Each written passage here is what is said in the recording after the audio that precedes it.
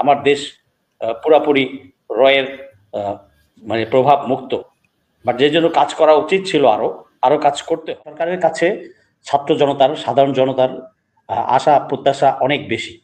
তো সেই অনুযায়ী তারা কতটুকু করতে পেরেছে তা ঠিক এই মুহূর্তে পুরোপুরি মূল্যায়ন করা যাবে না, 4 মাস গিয়েছে মাত্র। বাট এরা ভালো কাজ করেছে ইতিমধ্যে, বাট প্রতিবন্ধকতার সম্মুখীন হচ্ছে আমি যতটুকু বুঝতে পারছি। কারণ বিভিন্ন রাজনৈতিক দল বিভিন্ন সময় বিভিন্ন চাপ সৃষ্টি করছে বা অনেক কিছু মানছে না, বা আইন শৃঙ্খলা রক্ষার্থে যতটা সহযোগিতা কাম্য ছিল অধিকাংশই ক্ষেত্রেই তারা করেছে, বাট কিছু কিছু ল্যাকিংস রয়ে গেছে। আসলে গুম খুনের এই 5ই আগস্টের পরে গুম খুন কমিশন গঠিত হয়েছে বেশ কয়েকদিন পরে, এবং এটার কার্যক্রম শুরু হয়েছে প্রায় 3 সপ্তাহ পরে। তো এ পর্যন্ত আমি যতটুকু জানি প্রায় 400-র অধিক গুম খুন কমিশনে অভিযোগ জমা হয়েছে। তো তারা তাদের কাজ করে যাচ্ছে যতটুকু জানি। তারা বেশ আন্তরিক এবং দক্ষতার সাথেই কাজ করে যাচ্ছে। তারা আপ্রাণ চেষ্টা করছে যাতে আসল সত্যটা বের করে আনতে পারে এবং আসল দোষীদেরকে, অপরাধীদেরকে তারা বের করে আনতে পারে। তবে কাজ চলছে এটুকু জানি। আর অপরদিকে আন্তর্জাতিক ট্রাইব্যুনাল, সেখানেও হয়তো কিছু মামলা হয়েছে ইতিমধ্যে। তো এর মধ্যে পেপারে বিভিন্ন সময় খবরের কাগজে এসছে। তো ওগুলা সামারি এই মুহূর্তে হয়তো আমি দিতে পারছি না, কারণ আমার সামারি করা নেই। আমি আশাবাদী যে এই 24-এর জুলাই আগস্ট আন্দোলনের পর, মানে স্বাধীনতার পর ছাত্র জনতা যে রক্ত দিয়েছে, প্রায় 2000-এর অধিক শহীদ হয়েছেন, প্রায় 30,000-এর মতো আহত পঙ্গু হয়ে আছে, যাদের সুস্থ জীবনযাপন তারা করতে পারবে না অনেকেই, এর মধ্যে 30,000-এর মধ্যে অনেকেই। তো আমি জানি না, এটা নিজেরটা নিজে বলা ঠিক না। আমি নিজেও কিন্তু এই আন্দোলনে জড়িত ছিলাম জুলাই প্রথম দিক থেকেই, এবং 19শে জুলাই আমি আহত হই। আমার মাথায় 13টা সেলাই আছে এই কপালের এখান থেকে উপরের দিকে। তো আমাকে দুই দিক থেকে মানে ছাত্রলীগ সাপোর্টেড বাই পুলিশ দুই দিক থেকে ঘিরে ধরলো। আমি এক পর্যায়ে তাদেরকে ধমক দিচ্ছিলাম, তর্কাতর্কি করছিলাম। থার্ড ম্যান এসে হঠাৎ করে আমার মাথায় গাছের ডাল দিয়ে, মোটা ডাল দিয়ে বাড়ি মারলো। যা হোক, এর বিস্তার দিতে যাচ্ছি না, তাহলে সময় পার হয়ে যাবে অনেক। না, তাহলে আপনারা যে আন্দোলনের সাথে সংশ্লিষ্ট ছিলেন, সেই আন্দোলনের 4 মাস পার হলো, তো সেই আন্দোলনের ফলশ্রুতিতে যে সরকার, সেই সরকারের ব্যাপারেও আপনারা কতটুকু সন্তুষ্ট এখন পর্যন্ত, যে আশা করেছিলেন? এই সরকারের ব্যাপারে আমরা আশাবাদী। এই অন্তর্বর্তীকালীন সরকার যা প্রতিষ্ঠিত হয়েছে, ছাত্র আন্দোলনের, ছাত্র জনতার রক্তের বিনিময়ে প্রতিষ্ঠিত হয়েছে, স্বাধীনতা পেয়েছি এবং প্রতিষ্ঠিত হয়েছে অন্তর্বর্তীকালীন সরকার। এই সরকারের কাছে ছাত্র জনতার, সাধারণ জনতার আশা প্রত্যাশা অনেক বেশি। তো সেই অনুযায়ী তারা কতটুকু করতে পেরেছে তা ঠিক এই মুহূর্তে পুরোপুরি মূল্যায়ন করা যাবে না, 4 মাস গিয়েছে মাত্র। বাট এরা ভালো কাজ করেছে ইতিমধ্যে, বাট প্রতিবন্ধকতার সম্মুখীন হচ্ছে আমি যতটুকু বুঝতে পারছি। কারণ বিভিন্ন রাজনৈতিক দল বিভিন্ন সময় বিভিন্ন চাপ সৃষ্টি করছে বা অনেক কিছু মানছে না, বা আইন শৃঙ্খলা রক্ষার্থে যতটা সহযোগিতা কাম্য ছিল অধিকাংশই ক্ষেত্রেই তারা করেছে, বাট কিছু কিছু ল্যাকিংস রয়ে গেছে। লিমিটেশন ছিল যে পুলিশ, আইন শৃঙ্খলা বাহিনী মোটামুটি বলতে গেলে অকেজোই ছিল। ইদানিং তারা হয়তো মাসখানেক যাবৎ তারা কাজ শুরু করেছে, বাট সেই আগের মতো ফোর্সফুল না। তো লিমিটেশন আছে, এই সরকারের লিমিটেশন কিছু রয়েছে। আমি আশাবাদী যে লিমিটেশন আস্তে আস্তে কাটিয়ে উঠবে।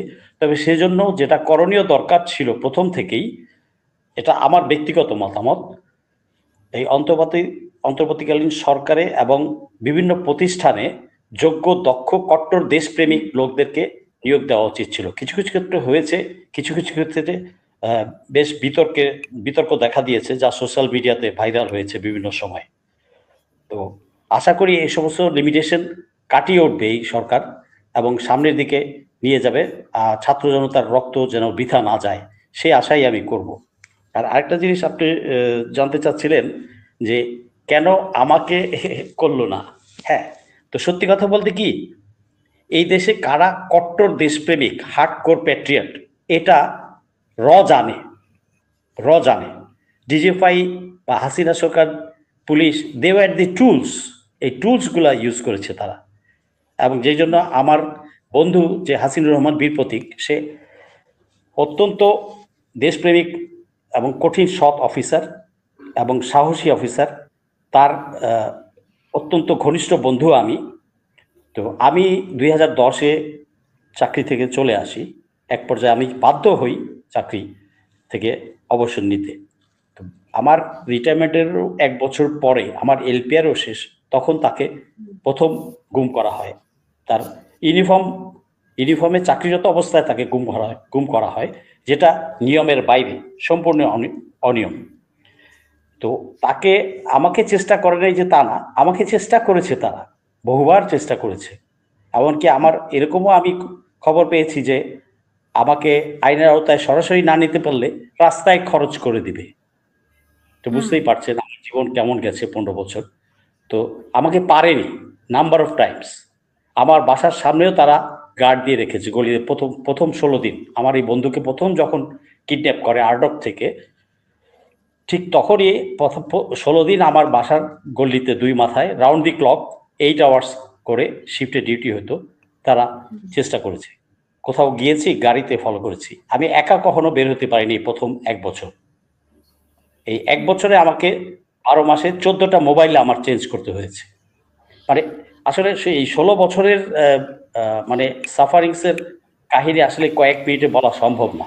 তো যাই হোক, তারা যে চেষ্টা করে নাই বা ভবিষ্যতেও করবে না, স্বাধীন দেশেও তো এখনো তো এই শত্রু মিত্র রয়ে গেছে। আই ক্যানট সে দ্যাট আমার দেশ পুরাপুরি রয়ের মানে প্রভাব মুক্ত, বাট যে জন্য কাজ করা উচিত ছিল, আরো কাজ করতে হবে। হ্যাঁ, তো আল্লাহ ভরসা। আমাকে অনেকবার, এই তো 19শে জুলাই সন্ধ্যা 7:30টায় যখন আমার উপর আঘাত আসে, ঠিক তারই 1.5 ঘন্টা আগে বিকালবেলা 5:30টার দিকে হেলিকপ্টার থেকে গুলি পড়ে ঠিক আমার বাম পায়ের 1 ফিটের মধ্যে। অথচ ওই গুলিটা টার্গেটেড গুলি ছিল, because helicopter was very low flying. আর ছেলেপেলেরা বলছে uncle uncle uncle, uncle uncle বলতে বলতে গুলিটা পড়ে গেছে। মানে আল্লাহ আমাকে বাঁচিয়েছে। দ্বিতীয়বার, একই দিনে দ্বিতীয়বার আমি বোনাস লাইফ ফেরত পেলাম। আলহামদুলিল্লাহ। আল্লাহ মাথায় লাগলো, মাথায় 6টা সেলাই লাগলো, 6টা না 13টা ছিল। ঠিক মাগরিবের আজানের পর 10 মিনিট পর 5-6 হাজার লোক ছিল এই স্পটে, মোহাম্মদপুর স্পটে। সেখানে হঠাৎ 10-15 রাউন্ড গুলি মানে ফায়ারিং শুরু হয়ে গেল। আর আমি সেদিন সত্যি কথা বলতে কি, আমি আমার মধ্যে ছিলাম না। আমি গুলির দিকেই আগাচ্ছি, এই গুলি থামাও, তোমরা আকাশে গুলি করো, যাতে মানুষের গায়ে গুলি করো না। 70-80 গজ আগেই গিয়েছি, ওরা এগিয়ে আসছে। হঠাৎ করে একটা ছেলে বেয়াদবি করে বলে, আমি তো ভেবেছিলাম যে পুলিশ ওরা, পরে দেখি যে না, পুলিশ আরো 200 গজ পিছনে রয়েছে। They were supported by police. তো একজন চলে আসলো, আমাকে বলে, এই তুই যাস না কেন? মানে গুলি করছে, আমি ভয় পাচ্ছি না কেন? আমি তো তাদের দিকে অগ্রসর হচ্ছি। এটা তারা আশ্চর্য হয়ে গেছে। এই তুই যাস না কেন? আমি চোখ বেয়াদব বলে তাদের ধমকাচ্ছি। ততক্ষণে কাছে এসছে। পরে আরেকটা চলে আসছে, দুইটা হাতেই শটগান, হেলমেট, লাইফ জ্যাকেট পরা, পায়ে স্যান্ডেল, মানে ডেফিনেটলি কুত্তালি। তো তর্কাতর্কির এক পর্যায়ে তৃতীয় আমাকে মাথায় হিট। তুমি অস্ত্রটা নাও নাই কেন? তোমার অস্ত্রটা নাও নাই কেন? এটা তো সেকেন্ড টাইম ধরা না। দুইটা পরিস্থিতি অনুযায়ী কাজ করতে হবে। তো দুইটা অস্ত্র দুই দিকে, একটা গুলি করলেই সোজা হয়ে যেত। হ্যাঁ, যাই হোক, সেটা হয়তো ওই মুহূর্তে পরিস্থিতি অনুযায়ী করা হয়নি, বাট ফাইন, পরিস্থিতি তো সবসময় একরকম যাবে না।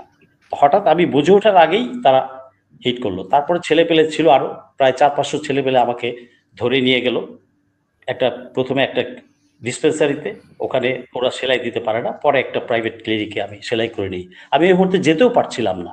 হসপিটালে যাবো, সোহরাওয়ার্দীতে যাবো বা অন্য কোনো হসপিটাল যাবো, রাস্তায় তো একটা গুলি খরচ করবে পুলিশ। তখন আন্দোলনকারী দেখলেই তো গুলি দিচ্ছে।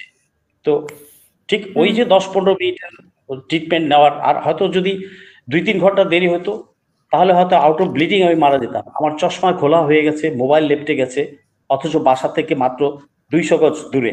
আমি ওয়াইফকে কল করব কি করব না, এই একটা দোটানায়, কারণ ওয়াইফ তাহলে বউ বাচ্চা সব বেরিয়ে আসবে, আর চারিদিকে পেট্রোল, কোনটা ছাত্রলীগ কোনটা সাধারণ জনতা বোঝার কোনো উপায় নেই। দেখা গেল যে পুরো ফ্যামিলি আমাকে শেষ করে দিচ্ছে। আবার মনে হচ্ছে যে আমি যে জানালাম না, শেষ কথাটি মানে কত তারিখ ছিল তখন? 19 জুলাই সন্ধ্যা 7:10।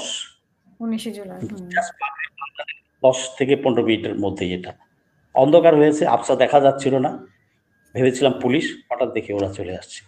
তো যাক, এটা লম্বা বলতে গেলে একটা সময় আমার মনে হচ্ছিল যে আমি তো ওকে কল দিলাম না, আমি মরে গেলে তো জানবে না, লাশ মর্গে থাকবে, হয়তো কোনো মর্গে 7-8 দিন পর আমার বউ খুঁজে খুঁজে পাবে, হয়তো আমার পায়ে একটা বেরি লাগানো থাকবে, একটা নাম্বার, হয়তো 1084 বা 1584, 2084।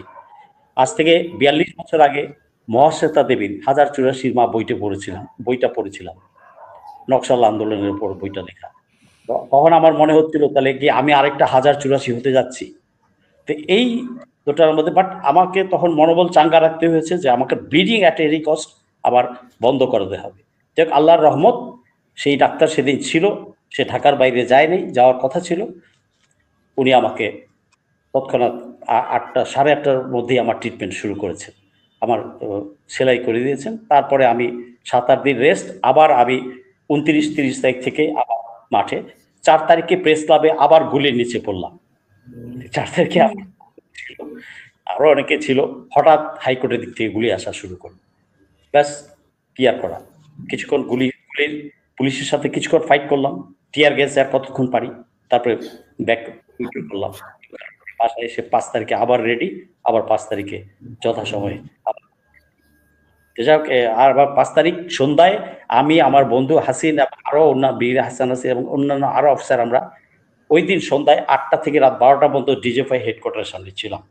আমরা উদ্দেশ্য ছিল যে আমাদের হাতে বন্দি যারা আছে আয়না ঘরে আমাদের কাছে ফেরত দাও।